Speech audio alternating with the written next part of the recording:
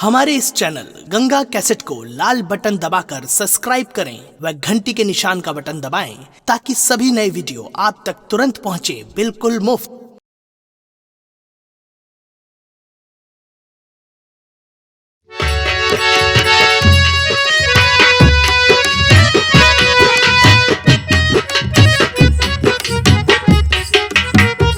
अरे माँ, क्या बात है? देखो पीछे वाले कमरे में घूंघरू की आवाज आ रही है। पिता के कमरे में। माँ, तुम्हारे पिताजी के कमरे से घुंघरू की आवाज? ये क्या कर रहे हो? पिताजी के तुम्हारे कमरे से आवाज? हाँ माँ, देखो सुनो। हाँ बेटा, लेकिन मुझे यकीन तो नहीं होता कि कैसे ये आवाज। चलो चल कर देखती हूँ। चलिए माँ।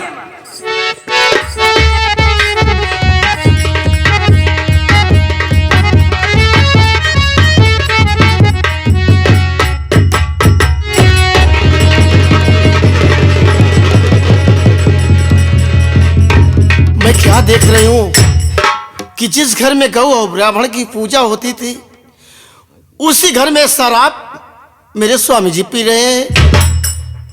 और ये कौन है? तेरा सहारा है मालिक।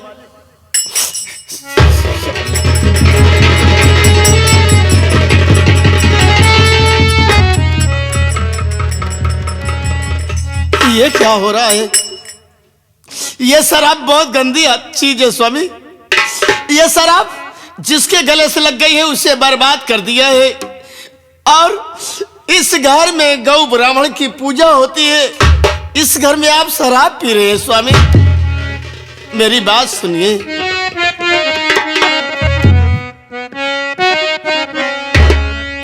नहीं पीजिए नाथ, नहीं पीजिए नाथ मदिरा का प्याला।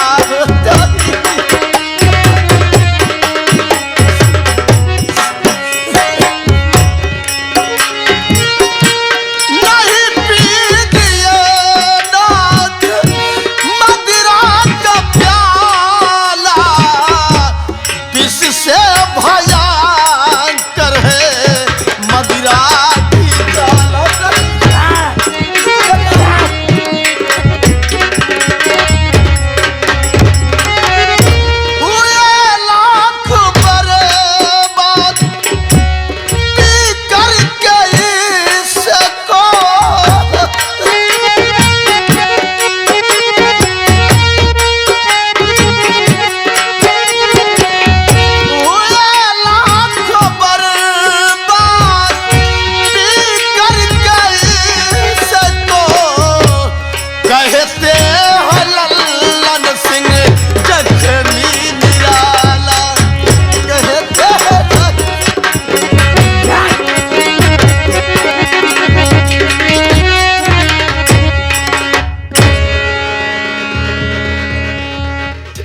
मैं आपसे हाथ जोड़ती हूँ, आपके पांव पड़ती हूँ, ये शराब पीना छोड़ दीजिए स्वामी। अरे मेरे राजा, ये शिक्षा देने आई है। अश्वा, सुन मेरी बात। ये अंगूर की बेटी है महफिल की रात। नहीं नहीं स्वामी, नहीं। ये क्या कह रहे हो स्वामी? ये अंगूर की बेटी है महफिल की रानी, और पीने से लाती है दिल पर जवानी।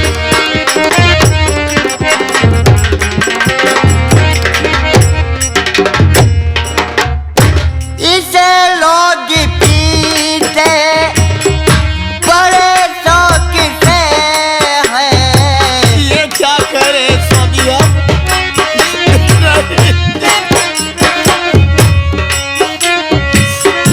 इसे लोग पीते बड़े शौक से हैं। और इंग्लिश हो चाहे महुआ महारानी।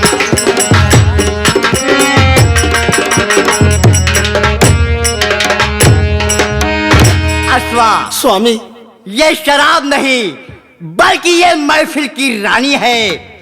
इसके पीने से दिल पर जवानी आती है मेरी। स्वामी, विनाश काले विपरीत बुद्धि। आप मेरी बात नहीं मान रहे स्वामी, लेकिन आप पछताएंगे स्वामी, पछताएंगे।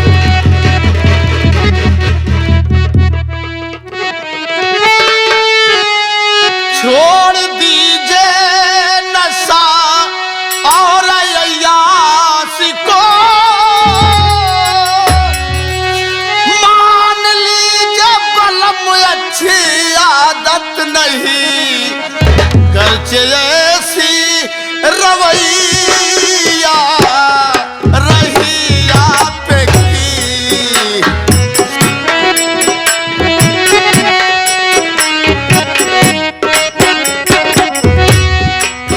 गर्चे ऐसी रवैया रही आप की, बच सकेगी कभी ये रियासत नहीं, गर्चे ऐसी रवैया।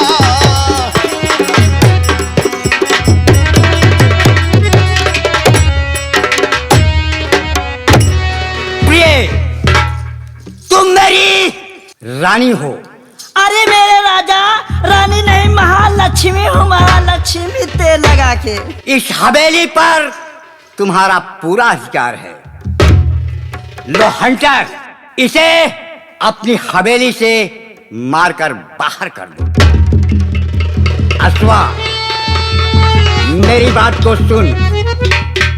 आर्य हो के नारी वृथा ज्ञान देने चली, भूल बैठी है तू अपनी औकात को, लेकर चंदन को घर से और ये निकल जाओ तुम, वरना दूंगा सजाए तुम्हें मौत। नहीं, ये क्या कह रहे हैं?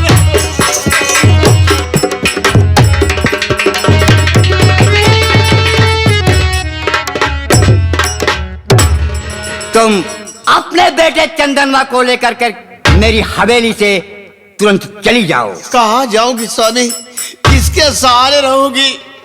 मेरी बात सुनिए। अरे रंडिहार जाए जहन्नम में जाओ, मुझसे इसे कोई मतलब नहीं है।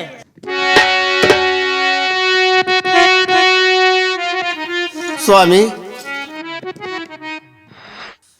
मार के छोड़ा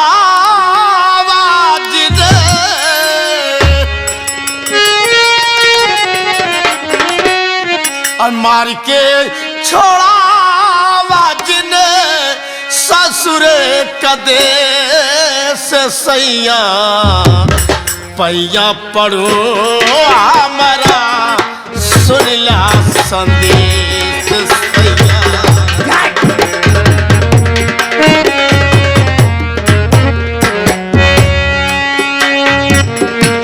मार के छोड़ा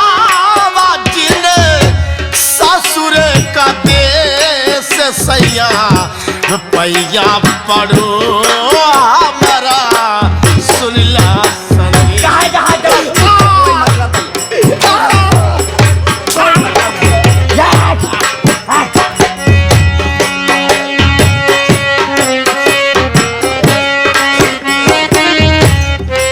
स्वामी, सारा बहुर बेचा का स्वामी पूरा धंधा, सारा बहुर। अरे ये बेचा नहीं है, ये बल्कि रानी है। रेखवार बन जाई तो हो रे बरे बादी का फंदा, बन जाई तो हो रे बरे।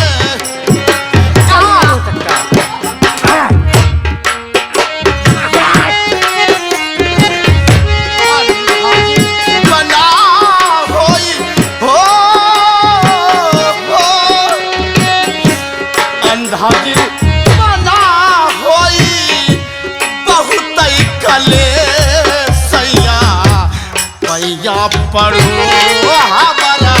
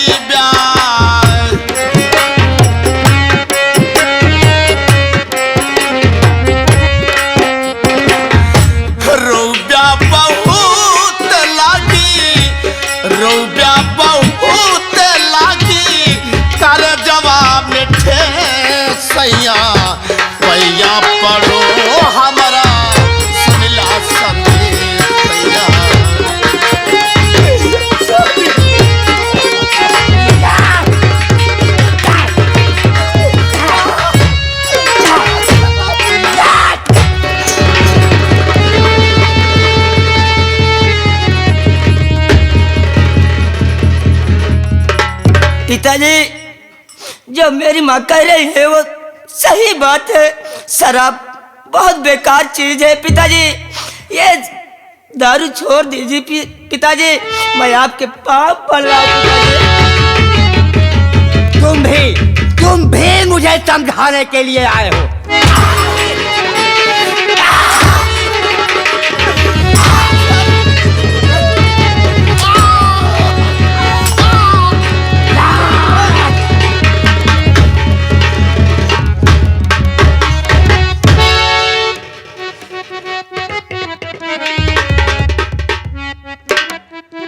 तुम ये हवेली छोड़ करके अपनी माँ को लिवा करके यहाँ से चले जाओ। आज से इस घर की मालकिन मेरे बसंती पिताजी भाई है। पिताजी, मैं आपसे कुछ कहना चाहता हूँ पिताजी, मेरी बात को सुनिए पिताजी। औलाद दुनिया में सभी को है प्यारी। अरे कैसी औलाद है? कैसी औलाद? कैसी औलाद?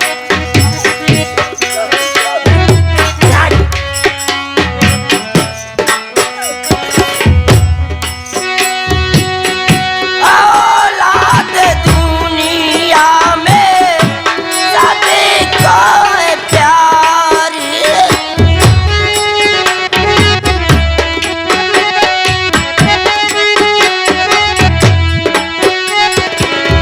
औलाद दुनिया में सभी को है प्यारी। मानो बचन तुम पिताजी हमारी। क्या वचन मानो तुम्हारी? क्या वचन मानो?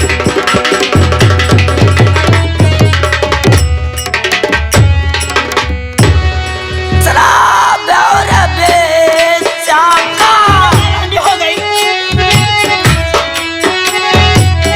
शराब और बेचारा आदत बुरी है।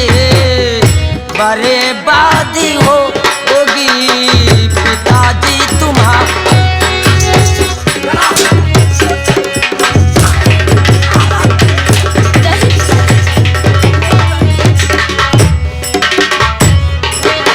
क्यों रे?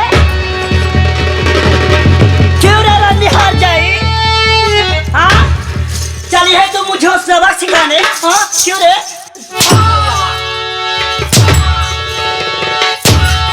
सुन मेरी बात को। और मेरे घर से रंडी ये जाना पड़ेगा।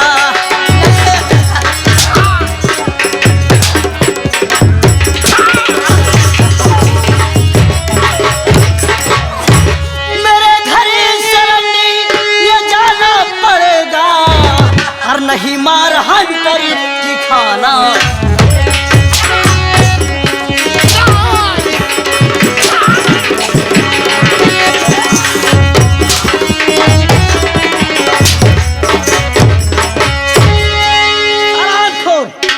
जितनी जल्दी हो सके रंडी हर जाई, मेरा घर छोड़ के तू बाहर चल जा।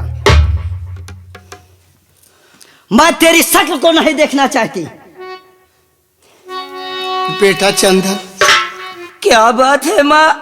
चलो बेटा तेरे चाचा के पास, उन्हीं से बताऊंगी, हो सकता है कुछ सोचे। ओ अब न देखा का मिली,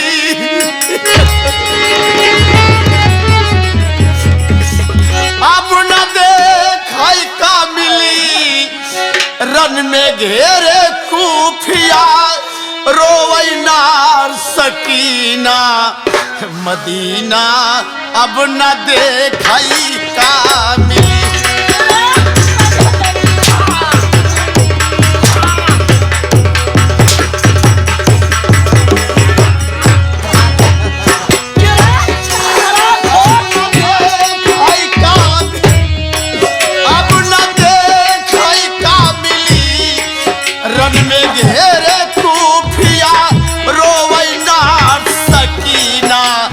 मदीना अब न दे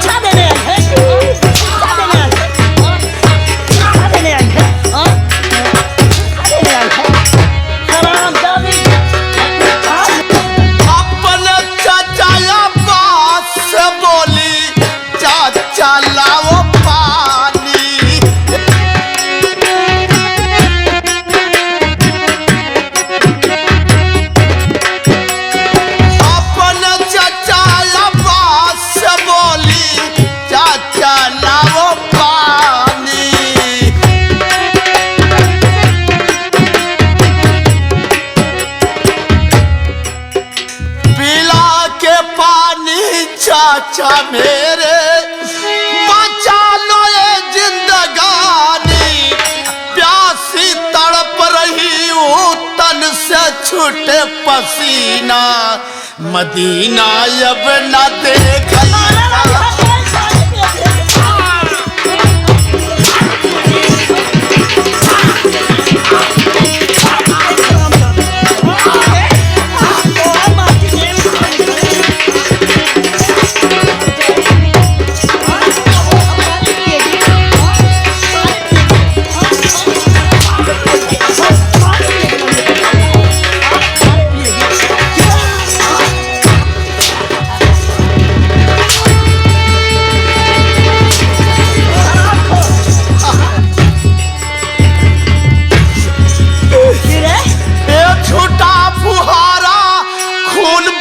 से जमी हुई है लाल,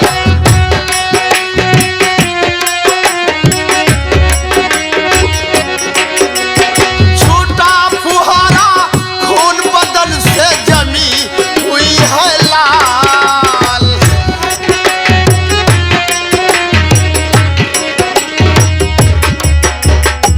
महारौडा में कलम को लेकर और लिखे मोतीलाल, लुट के नहर के ऊपर जोहरा के नगीना, मदीना अब ना देखई का।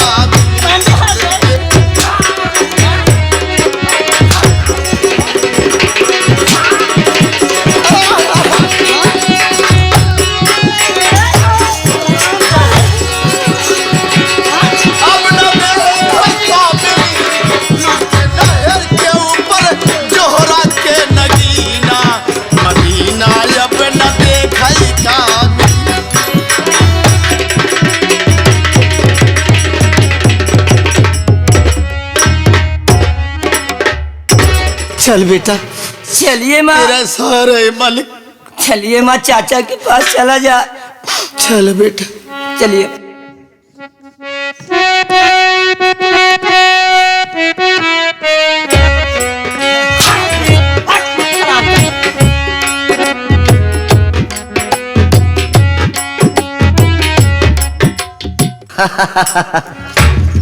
प्रिय, हाँ मेरे राजा जी। रास्ते का एक कांटा साफ हो गया।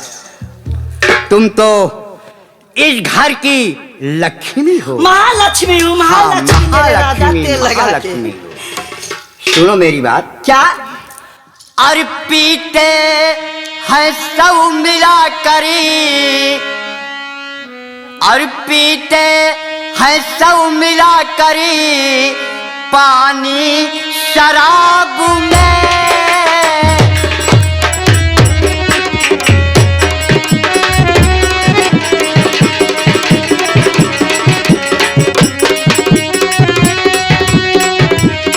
पीते है सब मिला करी, और पानी शराब में, और हम पीते हैं मिला करी, और हम पीते हैं मिला करी जवानी की शराब।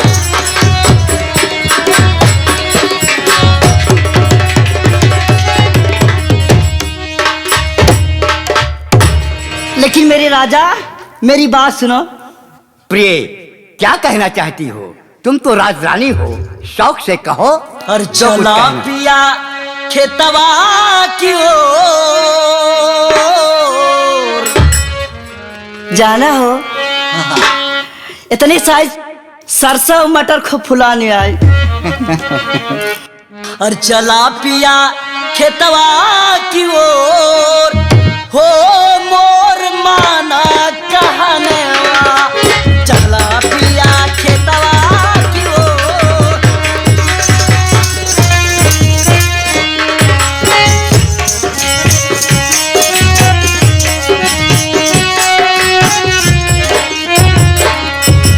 चला पिया खेतवा की ओर, चला पिया खेतवा की ओर, हो मोर माना कहनवा,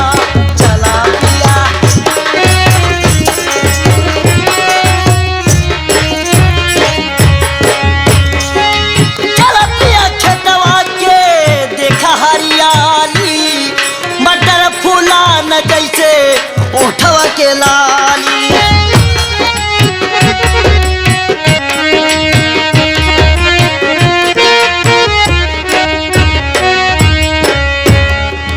चला पिया खेतवा के देखा हरियाली, मटर फूला न जैसे ओठवा के लाली।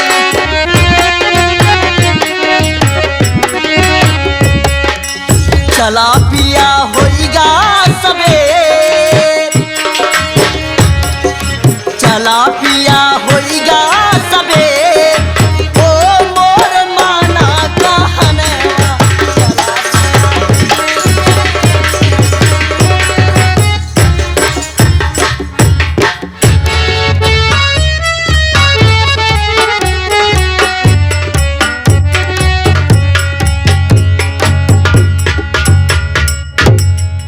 क्या बताएं, अभी तक इस घर में इंतजार कर रहे हैं, वकील साहब अभी तक नहीं आए।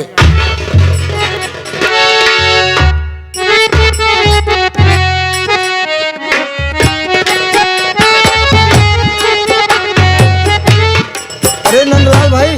भैया भैया भैया नमस्ते। आज तो तुमने कमरे की सफाई अच्छे ढंग से। हाँ भैया, जो आप हमें कह के गए थे, हमरे कमरे की सफाई बराबर कर दिए भैया। ठीक है, कोई बात नहीं है, तुम थक गए हो, मैं ड्यूटी ज्वाइन करूंगा। हाँ भैया। 1 घंटे बैठ करके थोड़ी किताब पढ़ लेता हूँ, उसके बाद मुझे अपनी ड्यूटी पे जाना। ठीक है वकील साहब, बैठिए साहब।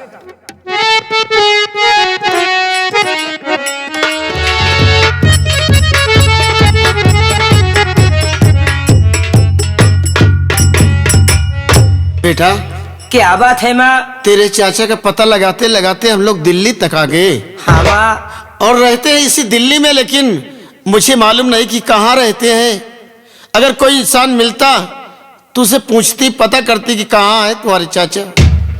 अच्छी बात है माँ, हमको भी नहीं मालूम है माँ। आओ बेटा, और आगे चलती हूँ। चलिए माँ, आगे की ओर।